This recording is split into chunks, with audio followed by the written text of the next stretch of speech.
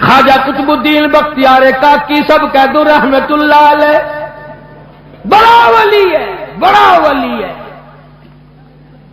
آخری وقت آیا، وصیت نامہ لکھ دیا، انتقال ہو گیا، لوگ آ گئے۔ اتنا اچھا زمانہ تھا، مولانا مناظر احسن گیلانی رحمت اللہ علیہ نے لکھا ہے کہ خواجہ قطب الدین کا جنازہ پڑھنے کے لیے جو مجمع آیا ہوا تھا اس میں کم سے کم 15,000 محدث تھے، 50,000 قاری تھے، 80,000 ناظر قرآن پڑھنے والے تھے۔ ریل، موٹر، کار، ہوائی جہاز کچھ نہیں تھا، اتنی دنیا جنازہ پڑھنے آئی تھی۔ جب وصیت نامہ کھولا گیا، توجہ کرنا، بس یہ بات لکھ کر اگر آج آپ لے گئے تو انشاءاللہ میرا وعظ کامیاب ہو جائے گا، جلسہ کامیاب ہو جائے گا۔ وصیت نامہ کھولا، اس میں لکھا ہوا تھا میری نماز جنازہ وہ آدمی پڑھائے، میری نماز جنازہ وہ آدمی پڑھائے جس میں 3 شرطیں پائی جائیں۔ میری نماز جنازہ وہ آدمی پڑھائے جس میں 3 شرطیں پائی جائیں۔ پہلی شرط یہ ہے ساری زندگی میں، ساری جوانی میں آج تک ایک دن بھی اس کی جماعت کی نماز تو کیا تکبیر اولا بھی فوت نہ ہوئی ہو۔ ایسا آدمی میرا جنازہ پڑھائے جس نے جب سے ہوش و حواس سنبھالا ساری زندگی میں اس کی نماز نہیں، جماعت نہ گئی۔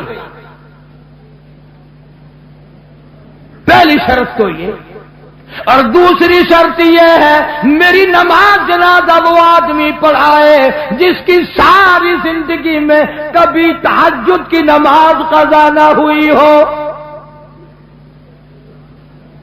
تیسری شرط یہ ہے میری نماز جنازہ وہ آدمی پڑھائے جس کی ساری عمر میں، ساری زندگی میں، بیماری میں، سفر میں، تندرستی میں، کاروبار میں، کسی حال میں بھی اس کی نگاہ غیر عورت پہ کبھی نہ پڑی ہو، غیر محرم عورت پہ اس کی کبھی نہ نظر پڑی۔ اب یہ تینوں شرطیں بڑی سخت، وصیت نامہ پڑھ کر سنا دیا گیا، کوئی آگے آنے کو تیار نہ ہوا، نہ محدثین میں سے، نہ مفتیوں میں سے، نہ قاریوں میں سے، نہ عالموں میں سے، نہ حافظوں میں سے، کوئی آگے آنے کو تیار نہیں۔ کیوں؟ سب کو یاد تھا بھی جماعت بھی کبھی نہ کبھی نکل جاتی ہے، تہجد بھی رہ جاتی ہے، اور دوستو سچائی کا زمانہ تھا اس لیے کوئی آگے نہ آیا۔ اگر آج کوئی یہ وصیت نامہ لکھ کر رکھے گا انشاءاللہ بغیر جنازے کے تشریف لے جانا پڑے گا۔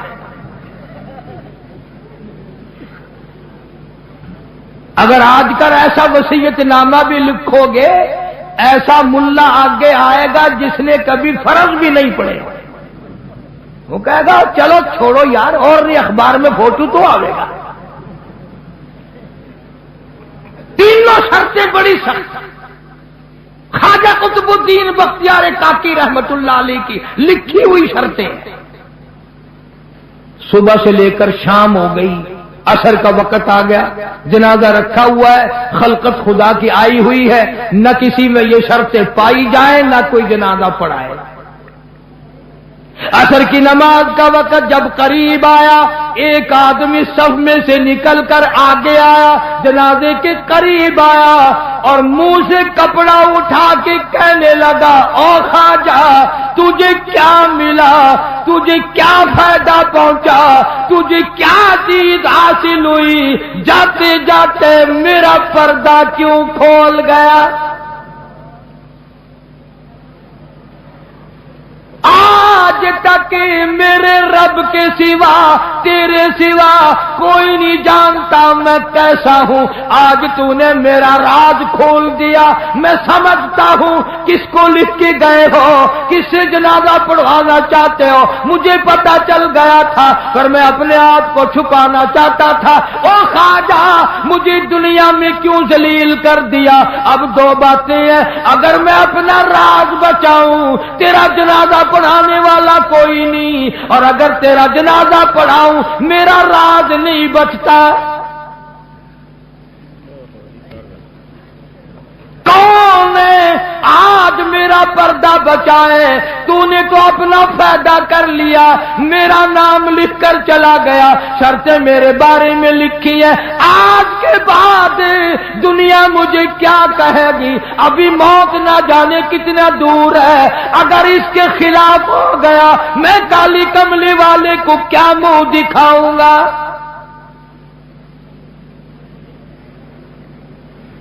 صفے بنوائی, جنازہ پڑھا دیا.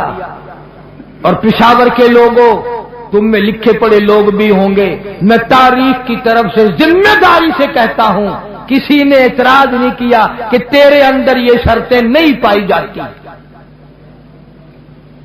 اب جس نے جنازہ پڑھایا تم یہ سوچ رہے ہوگے کہ پتہ نہیں کس خانقاہ کا ولی ہوگا, کون مفتی ہوگا, کتنا بڑا پیر ہوگا, کتنا بڑا بزرگ ہوگا, خدا جانے پہاڑوں میں رہتا ہوگا. نہیں, اسی وقت میں جب یہ خواجہ کا انتقال ہوا ہے, فوت ہوئے ہیں, اسی وقت کا حکمراں دلی کے تخت پہ بادشاہ کرنے والا خواجہ شمس الدین التمش تھا.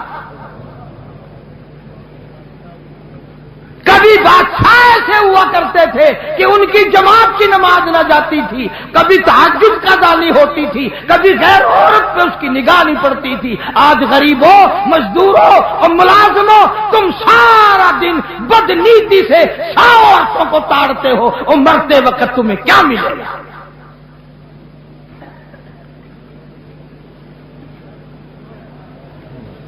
اور یہ لازمی بات ہے جب بادشاہ متقی ہو, جب بادشاہ اتنا بڑا ولی اللہ ہو, جب بادشاہ اتنا بڑا دین حق کا پابند ہو, تو رعایا کا کیا حال ہوگا؟